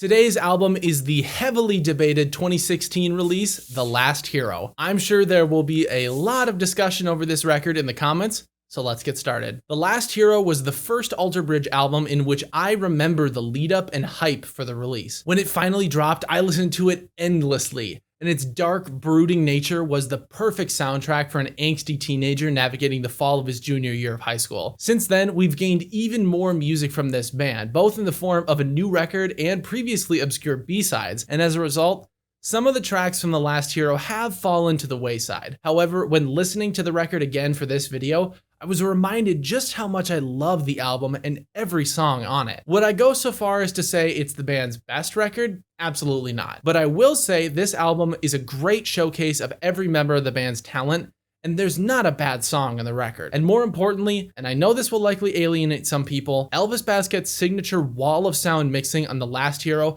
does not ruin the album or make it impossible to enjoy. I know these are heavily contested opinions, so allow me to offer my reasoning before you jump into the comments with guns blazing. First off, I get where people are coming from with the complaints about the mixing. This record is loud, in your face, and relentless. The Last Hero is Alter Bridge's longest album, barely surpassing AB3 despite having one less track. In addition, there's no official palate-cleansing ballad or any significant low-volume sections to give your ears a break. Listening to this album top to bottom is both an investment of your time and mental capacity, but I don't view that as a bad thing. Each song is heavy with music and layers, but that just means that each song has a lot to listen for with each listen. It's like listening to a complex symphony or a big band tune. Density of parts doesn't detract from the music if the music is written well. So, to all the audio snobs out there who say this record is unlistenable because of the mixing, I challenge you to listen harder. Maybe you'll discover something that you've never heard before. I need to address one more thing with this album's public opinion. There are a lot of people online who say this record is bland and generic, and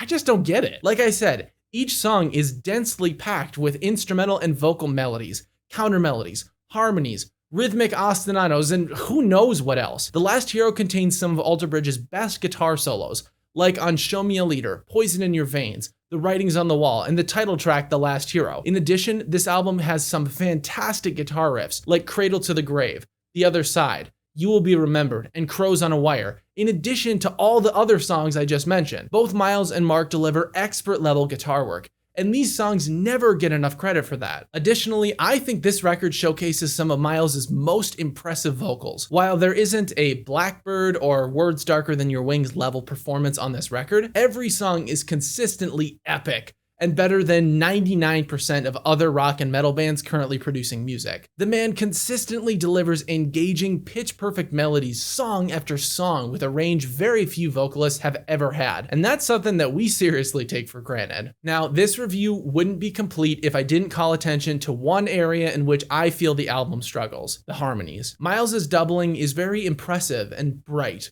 but it does contribute to this record being fatiguing on full listens. I've always preferred having another singer provide harmony, and you really can't beat Mark's harmonies on AB3 and Fortress. This one's more of a personal preference, but I know it's an opinion shared by a number of people. Had Mark provided vocals, even on only a handful of songs, it would have elevated this record to new heights. So, to reiterate, The Last Hero is deserving of much more praise than it tends to receive. It's far from incoherent or bland, and even if it's not your favorite record, I hope we can all acknowledge that the songs are objectively good. For a final score, I'm giving The Last Hero by Alter Bridge a 9.3 out of 10.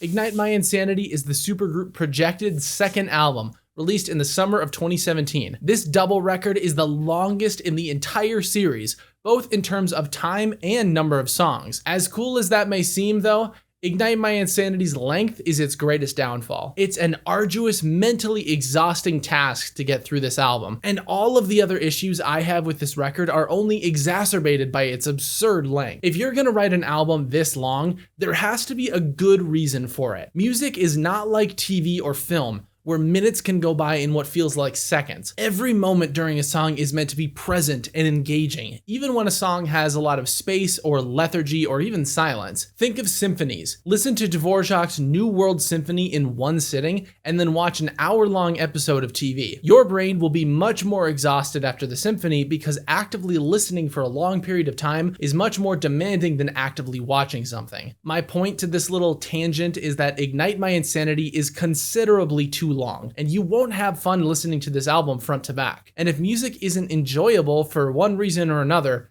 why even bother listening to it? As I said earlier, the extreme length of this album only exacerbates its other issues. John Connolly's vocals have taken a major step backwards, and he suffers a lot of the same issues as Scott Stapp in Creed's first record, My Own Prison. There's a lot of inconsistency with vocal styles.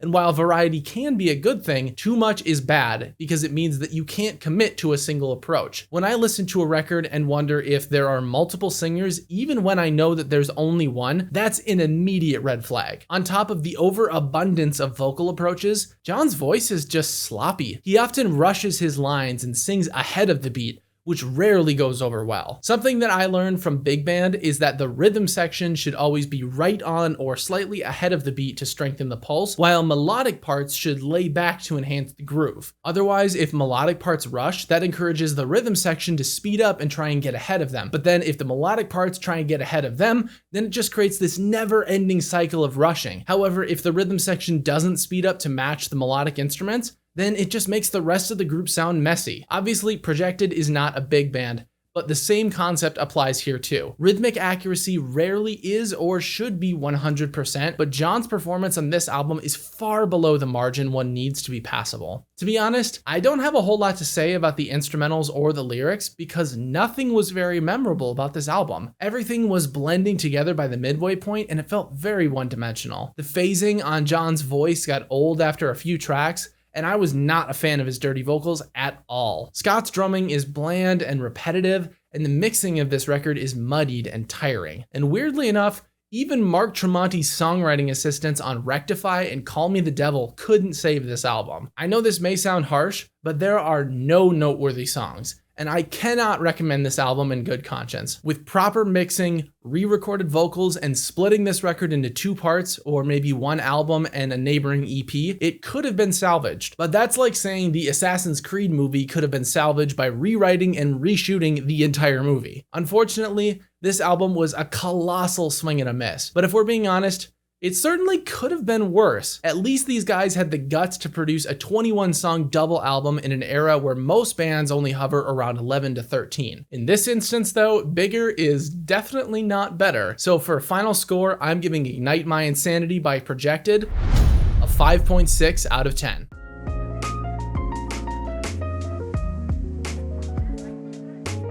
Today, we're checking out Myles Kennedy's first solo album, Year of the Tiger, as part of a series where I'm reviewing every full-length album recorded by a member of Alter Bridge. Without further ado, let's dive in. Though this album was released in spring 2018, Myles' solo career actually started almost a decade earlier. In 2009, Myles announced a solo side project different from any of his work with Alter Bridge. However, the unnamed record was placed on the back burner in 2010 as a result of his new involvement with Slash and the Conspirators. Throughout the 2010s, he repeatedly hinted at the album, describing its intended sounds and even providing some song titles. Then in 2017, he revealed he'd shelved those songs and started from scratch, finally leading to Year of the Tiger. The title references the Chinese calendar, and more specifically the year 1974 when Myles' father passed away. The record is deeply personal and intimate, exploring a tragic and traumatic event that shaped the rest of his life. From that description, it should hopefully be clear that the story and emotions of this album are the most important factors in its success or lack thereof. That being said, this record tells an excellent story, with one of the clearest arcs of any record in this series. So how does Myles accomplish this? Year of the Tiger is more nuanced and subtle than Alter Bridge or Slash,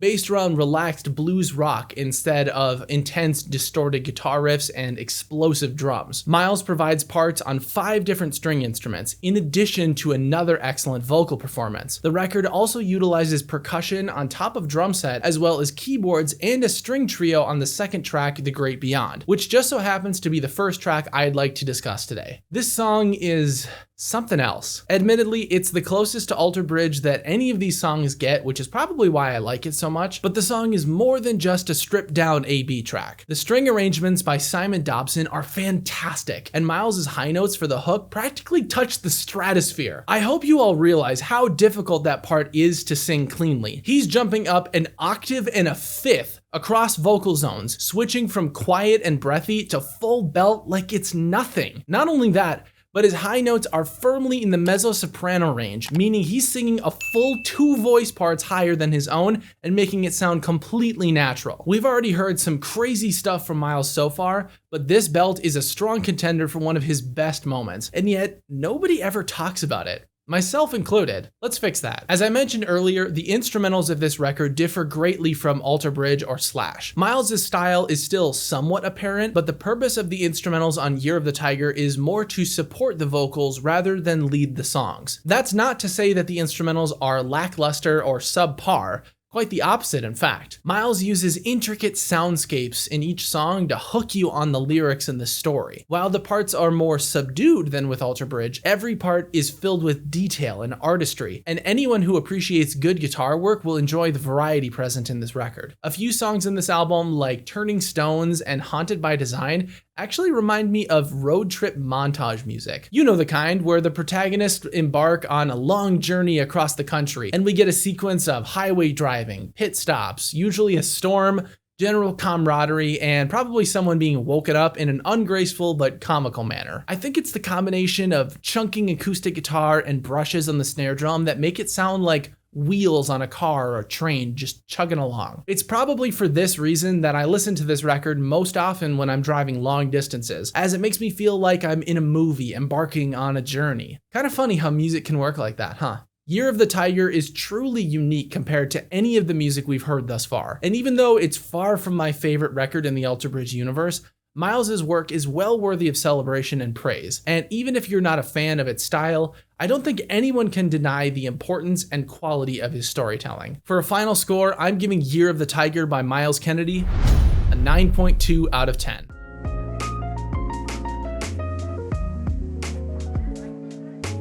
In this video, I'm reviewing Tremonti's 4th album, A Dying Machine, released in the summer of 2018. Without further ado, let's dive in. A Dying Machine is a one-of-a-kind record, as it's the only true concept album in this entire series. The record follows a science fiction story of androids, romance, heartbreak, rebellion, and war, unlike anything Mark has ever created. The album, longer than anything this band has put out so far, features some of their most experimental songs, and to top it all off, it's accompanied by a full-length novel of the same name, co-written by Mark and John Shirley to fill in the gaps left by the album's ambiguous plot. For a long time, I haven't been the type to read for pleasure, but I read this book cover to cover when it arrived. Though I wasn't wowed by the novel, it made me appreciate its parent record even more, with which I was already obsessed. Today, we'll just be talking about the music, but someday I'd like to do a deeper analysis of the novel and how it relates to the record, so let me know in the comments if that's something you'd like to see. A Dying Machine carries a staggering amount of variety. It's got songs for every corner of rock, from thrashy speed metal tracks like Bringer of War, Throw Them to the Lions, and The Day When Legions Burned, to emotional power ballads like The First the Last,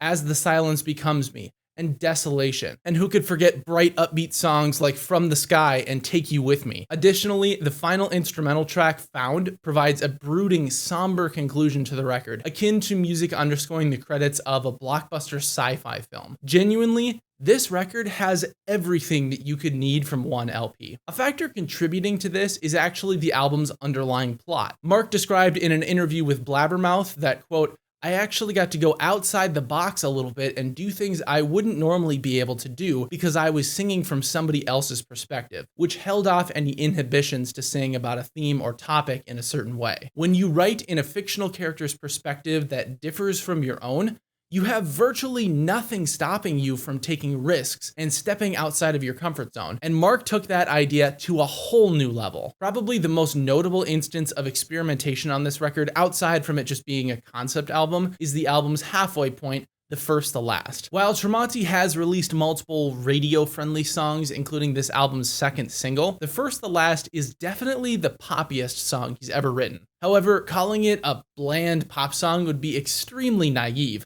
as it still maintains Tremonti's high level of artistry and detail while having elements of mainstream music like the commonly used tom pattern during the second verse or the 4-on-the-floor kick pattern during the first chorus. Mark uses familiar ideas to reinforce the message of this song and make it more relatable as a result. He wanted listeners to understand the love and heartbreak being experienced by the speaker, and any other approach just wouldn't have been as effective. Though it's not immediately apparent from this record, much of the story of A Dying Machine is based around love and romance.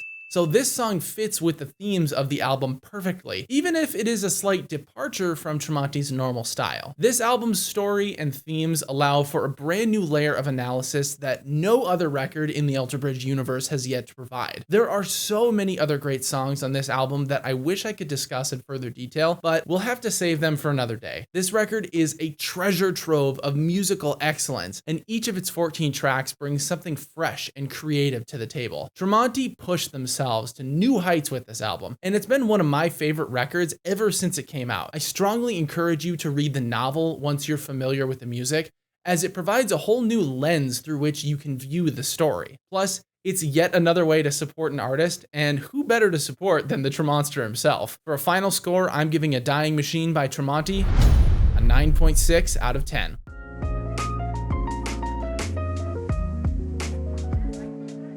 In this video, though, I'm reviewing SMKC's third record, Livin' the Dream. So let's get to it. First off, I need to correct something from a previous video. In my review of World on Fire, SMKC's previous album, I stated that it was one of 2 records in this entire series where Myles provided vocals but not guitar. However, this was incorrect. Rather, World on Fire was one of only 2 records at the time where Myles only provided vocals. In this album and their most recent release, 4, he's continued this trend, with Frank Sidoris filling the role of rhythm guitarist. I apologize if there was any confusion about this fact, and now with that out of the way, let's talk about Livin' the Dream. Slash explained in an interview that the title was an ironic commentary on the state of the world in 2018. Man, if only he'd known. This is the first SMKC record lacking a title track, and it was also the shortest record the band had produced, both in terms of length and number of tracks until their most recent album 4. Slash described the record as being more concise and to the point,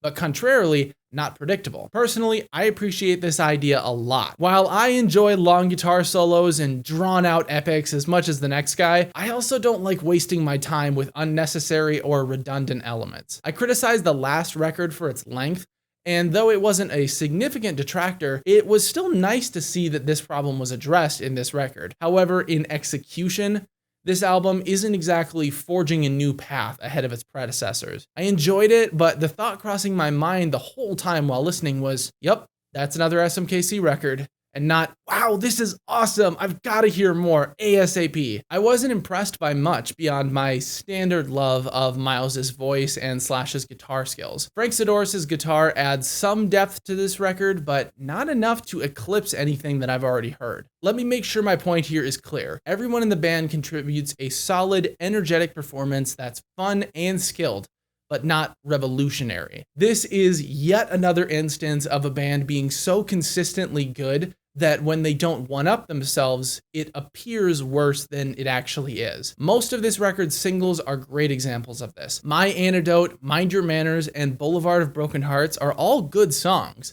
but they feel safe and familiar. However, the record's leading single, Driving Rain, the opener, The Call of the Wild, Sugarcane, and the big ballad, The One You Loved Is Gone, are all standout songs with new, well-executed ideas. The last song I mentioned does borrow a vocal riff note for note from the last record's power ballad, Battleground. So that's a little weird. Not sure why Myles decided to do that, considering it's a very obvious part in both songs. On its own, Livin' the Dream would be a very good modern rock album, but when added to the lineup of other SMKC records, its best features start becoming a little less noteworthy. It's an expertly produced and performed record, but the songs just don't blow me away or knock my socks off like with other albums. Of course, these songs are good, and some people may enjoy them more so than others, but overall, the album was more like an extension of World on Fire rather than a new independent entity. There's nothing wrong with that since the music is good, but since I'm reviewing every album on the same metrics, it inevitably falls short of the highest ranking albums by a decent margin. Before I provide the final score though, I do want to say that of SMKC's 4 albums, I've listened to this one the least, so it is possible that it may grow on me over time. But for now, I'm giving Living the Dream by SMKC an 8.7 out of 10.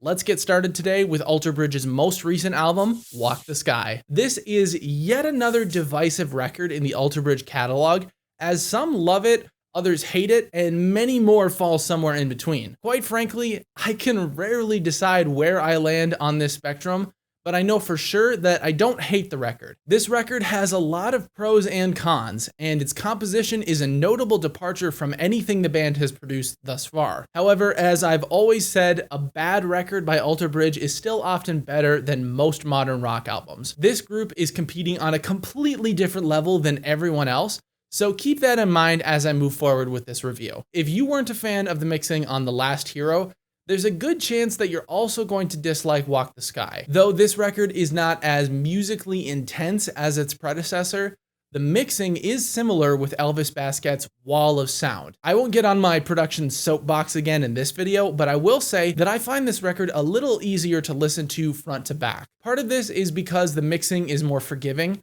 but also the record is shorter and not as loud and dominating as The Last Hero. It's still not as laser precise and gritty as Fortress or AB3, but Walk the Sky is a step back towards what I consider to be Elvis's best work. Now, moving on to this album's composition, when I heard the band was incorporating synthwave elements into the songs, I was pretty skeptical. I've never been a huge fan of electronic music, and at the time, I was becoming disillusioned with the whole idea. One of my favorite bands at the time, Smash Into Pieces, was doubling down on electronica and kind of abandoning their rock side, and I hated the direction they were going. So I was a little worried that Alter Bridge was headed down the same path. Suffice to say, they did not go the same route, and while the use of synthwave on this record is not my favorite choice they've ever made, it is tastefully done. There's no shortage of distorted guitar riffs and metal belts to accompany the synths, but therein actually lies my biggest issue with this record.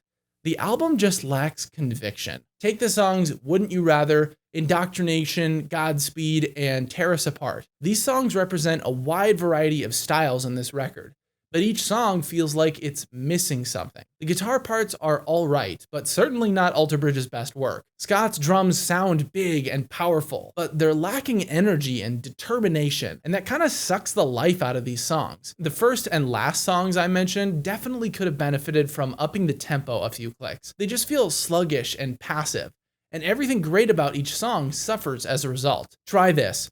Find Wouldn't You Rather or Tear Us Apart on YouTube, and set the playback speed to 1.05 or 1.1 times speed. The difference it makes is massive, even when you factor in YouTube's heavy compression. Now, it would be remiss of me to end this review without discussing this record's strengths. Walk the Sky has many good songs with good parts and lyrics, like the sort of title track Walking in the Sky, Native Son, The Bitter End, and Clear Horizon, to name a few. This record is a fresh take on Alter Bridge's style, and Myles' voice is as good as it's ever been. Just like with the instrumentals, sometimes his vocals and lyrics are a little passive compared to previous records, but I'm still impressed with everything that he brings to the table. He's in his early 50s now, and his voice is as good, if not better, than it was 15 years ago. How many rock vocalists can say that? Simply by process of elimination, Walk the Sky is my least favorite Alter Bridge album, but it still makes a regular appearance in my listening queue. I find it's easier to listen to it in the background than other records since it's not as intense or demanding as, say, The Last Hero or Fortress. Of course, this all may change with Pawns and Kings, as I may become obsessed with that album and let others fade to the background. However, we won't know for certain until this Friday, so for a final score, I'm giving Walk the Sky by Alter Bridge an 8.5 out of 10.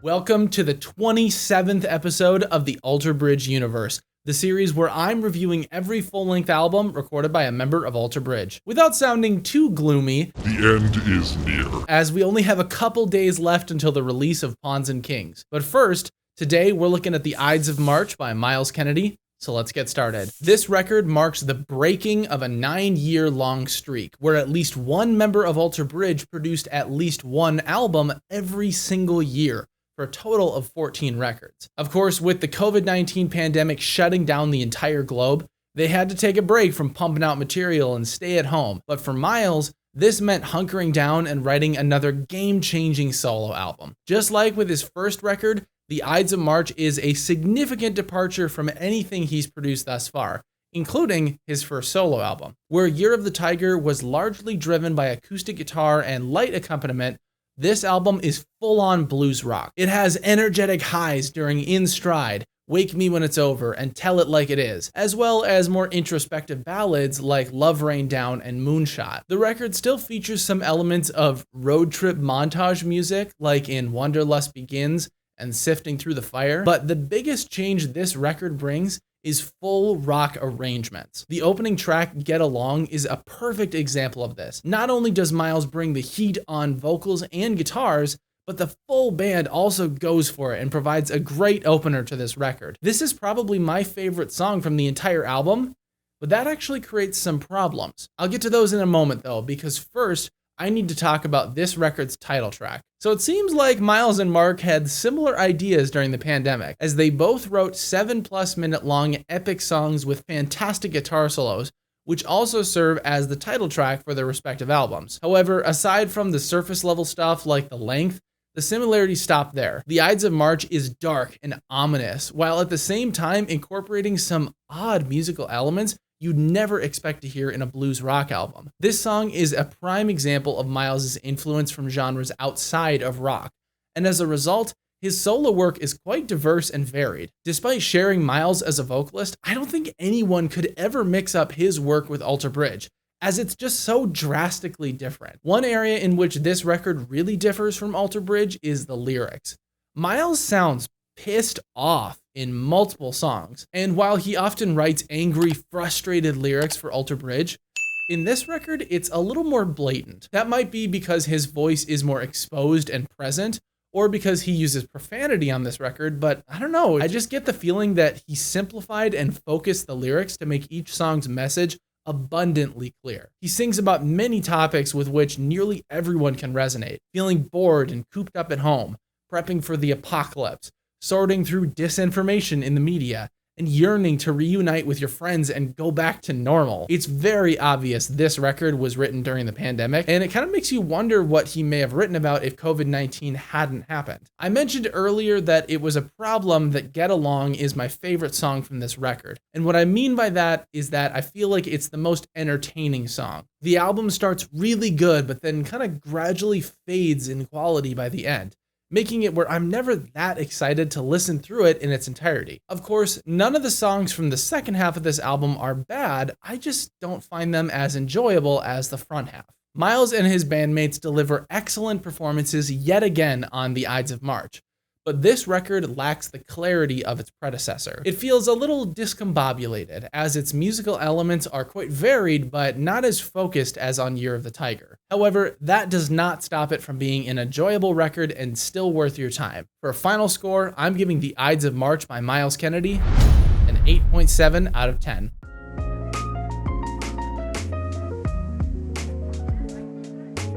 Today, we're checking out the 2021 album Marching in Time by Tremonti. But before we get started, I've got a little housekeeping item to go over. I know what you might be thinking. After today, there's only one day left and still 3 more records to go. Well, since I've already made videos on these albums when they first dropped, I figured it would be a little redundant to review them again. So tomorrow's video is going to be a little different. At 7 p.m. Central Time, I'm doing my first ever live stream on this channel. During the live stream, I'll recap my thoughts on the albums released in 2022, and then we'll look over the last 6 weeks and this project as a whole. In addition, there will be time for Q&A and general discussion, so if you've got any questions you'd like to ask me about the Alter Bridge universe, other rock bands, YouTube, or just life in general, make sure to stop by the stream and I'll do my best to get to your question. It's gonna be a lot of fun, so I really hope to see everybody there. All right, with that out of the way, let's talk about Marching in Time. This is Tremonti's 5th solo record, featuring the biggest lineup change in the band's entire career. Following Cauterize and Dust, Tanner Keegan replaced Wolfgang Van Halen as the touring bassist, finally becoming an official member of the band for this record. And unfortunately, Garrett Whitlock had to step away during the A Dying Machine tour, with Ryan Bennett taking over as the official drummer for the band. When I heard the news about Garrett, I was particularly bummed, as he is one of my favorite drummers. But it goes without saying that Ryan Bennett has been more than suitable as a replacement. He's brought a brand new dynamic to the band while simultaneously paying homage to Garrett's iconic style. I had no idea what to expect from Ryan going into this record, but as soon as I heard that incredible 7.5 minute long title track,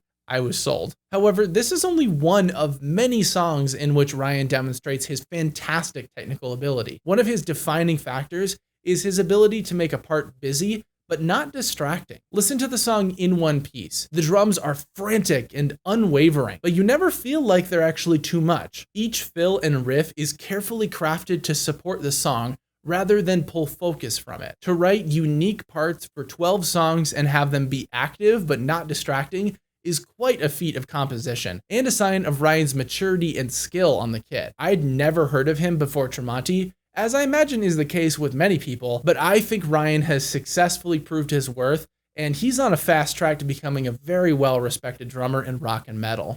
Thematically, Marching in Time is not as experimental as its predecessor, but I would say the opposite is actually true for the music. This record has some of Tremonti's most unique ideas, like in the songs Not Afraid to Lose and The Last One of Us. Both songs incorporate clean guitar parts unlike anything produced by this band, and yet the two songs are radically different in terms of their parts and messages. Two more standout songs are Thrown Further and the fourth single, Now and Forever. Tremonti's vocal melodies cover a wide range in these songs, but the choruses sit in a lower part of his baritone range, taking advantage of his rich tone. Considering how intense these tracks are, utilizing low chorus melodies is an odd choice, but it works in both songs and creates even more diversity in an already varied record. And can we talk about the breakdown in Now and Forever? Holy shit, that might be one of the heaviest damn things I've ever heard. That's the kind of breakdown that makes you want to break stuff or just throw yourself around until you give yourself a concussion.